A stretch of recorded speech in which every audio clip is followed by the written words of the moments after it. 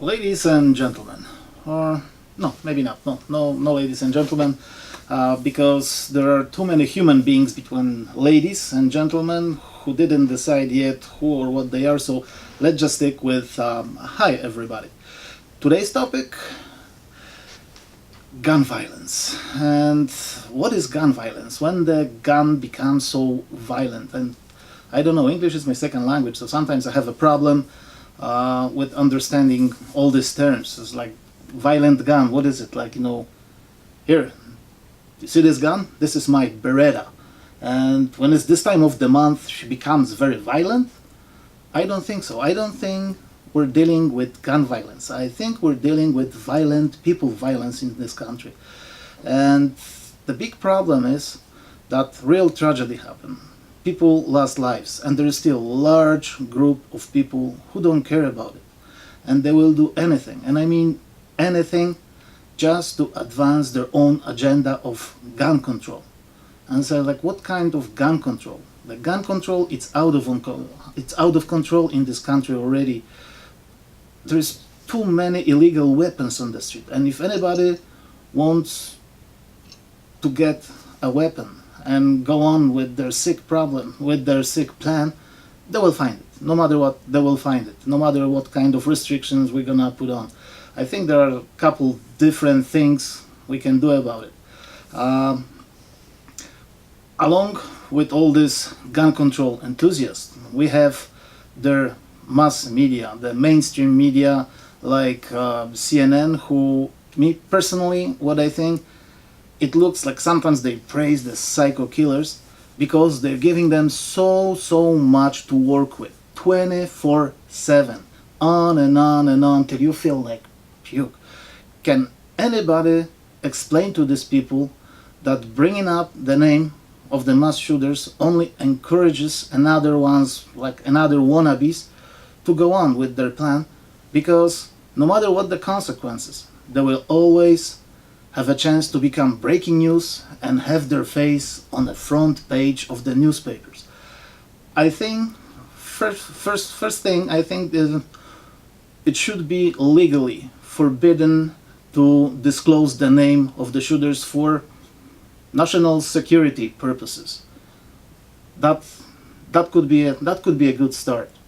And now, when we have all these gun control enthusiasts and we have their media, these people, they're dragging these poor kids into their political fight, and they don't even prepare them for it. And these kids, well, I think that in many cases these kids, they want to go for it because, you know what, they can make so many beautiful selfies and they might go viral. Okay, like, there is this girl, when I was watching news, I saw this girl and she says, like, for me it's easier to get a gun than make plans for the weekend. I tell you what, kid, on Friday go get a gun, and then on the weekend go to the shooting range and, practice shooting the gun. You see, I just organized the weekend for you. You're welcome. There is another girl, and, well, I think she's supposed to scream and cry, and she says, like, next time it's gonna be on you, next time it's gonna be on you. And I says, like, can anybody please teach this kid how to fake cry? Give her onion or something, but, like, just try to teach her how to fake cry. And that sounds a bit strange because I always thought ladies are good at faking. Anyway, and there was this boy, okay? I'm not gonna call him young adult. And he says that when the shooting started, what was he doing? He was texting his mom, he was texting his dad, he was texting his brothers that they might not see each other. And I say, really? That's what you do in situation like that? You're texting? And I tell you what, I'm old and I'm not from here. Yes, I'm one of them crazy Polacks, but where I'm from, in situation like that, what do you do when you're 18-year-old guy? You gather first girls and younger students and take them to some classroom, barricade the door and try to find something that you can use as a weapon. So if the crazy guy breaks through, You can try to defend yourself and defend them. So what I think, we don't deal with gun violence in this country. Right now, we're dealing with smartphone violence. The crazy, stupid smartphones who are brainwashing these young people, who don't allow them to think independently. Who, like these kids, they wake up in the morning and they have to check their phone. First thing they do, they check their phone and they have to see what they're allowed to think these days. That's not right. I say, these days, NRA, it could be more of an ally than an enemy.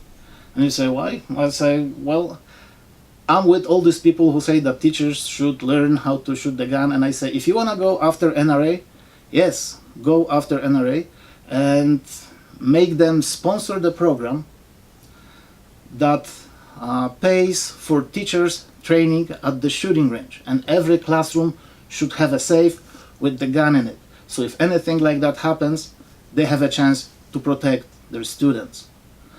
The last thing, well, I just hope that all these kids going to Tallahassee, going to Washington, that they make lots of beautiful selfies, that they might go viral and they might get lots of likes, hopefully no dislikes.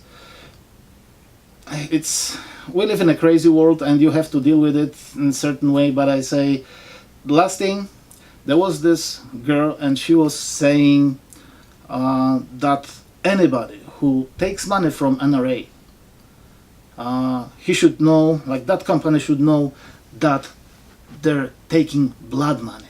And I say, nah, honey, no, that's not the blood money. But if you really want to go after the companies whose profit you can call blood money, in your case, I would start with the companies that manufacturing feminine pads and tampons, because their profit, that's the real blood money. Okay? See you soon.